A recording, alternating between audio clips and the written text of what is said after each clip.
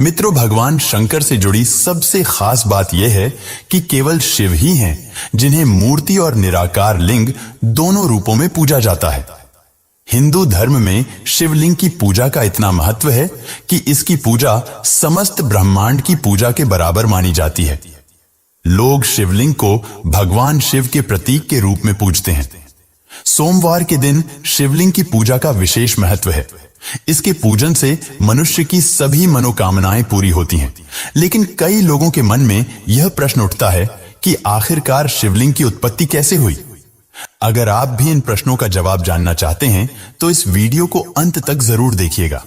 लेकिन मित्रों, वीडियो में आगे बढ़ने से पहले नए व्यूअर्स चैनल को सब्सक्राइब करके बेल आइकन को प्रेस कर दें ताकि हमारी आने वाली वीडियोस की नोटिफिकेशन आपको मिलती रहे। मित्रों, शिवलिंग की उत्पत्ति कैसे हुई, इसके पीछे कई पौराणिक कथाएं मौजूद हैं। शिव पुराण एवं लिंग पुराण में भगवान शिव के लिंग रूप की पूजा के विषय में उल्लेख मिलता है। इन पुराणों में यह भी बताया गया है कि एक श्राप के कारण भगवान शिव का लिंग कटकर धरती पर गिर गया। तभी से शिवलिंग की पूजा की जाती है। पौराणिक कथाओं में कहा गया है कि भगवान शिव जागेश्वर के निकट दंडेश्वर के जंगल में दिगंबर अवस्था में तपस्या कर रहे थे। इसी जंगल में कई सप्तऋषि निवास करते थे। भगवान शिव दंडेश्वर के जंगल में जब तपस्या कर रहे थे तो इस बीच सप्तऋषियों की पत्नियां वहां पहुंची और शिव को दिगंबर अवस्था में देखकर उन पर मोहित हो गई। भगवान शिव तपस्या में लीन थे, उन्होंने उनकी ओर ध्यान नहीं दिया। फिर ऋषियों की पत्नियां काम स्वरूप में अंधी होकर जमीन पर गिर गई। काफी समय तक जब सप्तऋषियों की पत्नियां अपनी कुटिया में नहीं पहुंची तो सप्तऋषि अपनी पत्नियों की खोज में निकले और खोजते खोजते वे उस स्थान पर पहुंच गए जहां भगवान शिव दिगंबर अवस्था में तपस्या कर रहे थे। सप्तऋषियों ने वहां पहुंचकर देखा तो भगवान शिव दिगंबर अवस्था में तपस्या कर रहे थे और उनकी पत्नियां जमीन पर गिरी हुई थी। भगवान शिव को दिगंबर अवस्था में देखकर ऋषियों ने सोचा कि भगवान शिव ने उनकी पत्नियों के साथ संबंध बनाया है, जिस वजह से ऋषियों ने बिना पहचाने क्रोध में आकर शिव से कहा, तुमने हमारी पत्नियों के साथ शारीरिक संबंध बनाया है, इसलिए हम तुम्हें श्राप देते हैं कि तुम्हारा लिंग कटकर गिर जाए।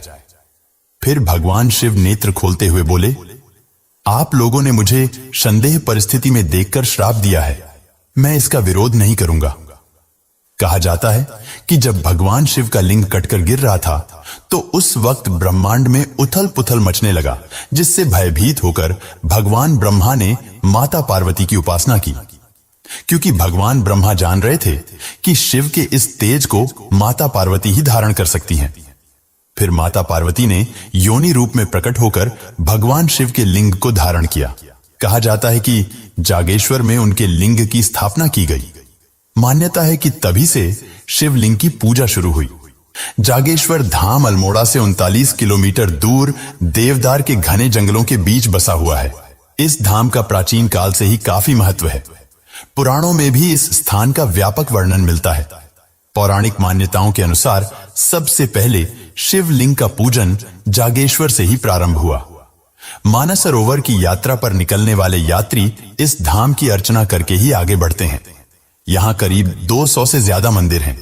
तो मित्रों, हम उम्मीद करते हैं कि आपको भगवान शिव से जुड़ी ये जानकारी अच्छी लगी होगी। अगर आपको हमारे द्वारा दी गई जानकारी अच्छी लगी हो तो कमेंट में जय शिव शंकर जरूर से लिखें और ऐसी ही ज्ञानवर्धक वीडियो देखने के लिए हमारे चैनल को सब्सक्राइब अवश्य करें।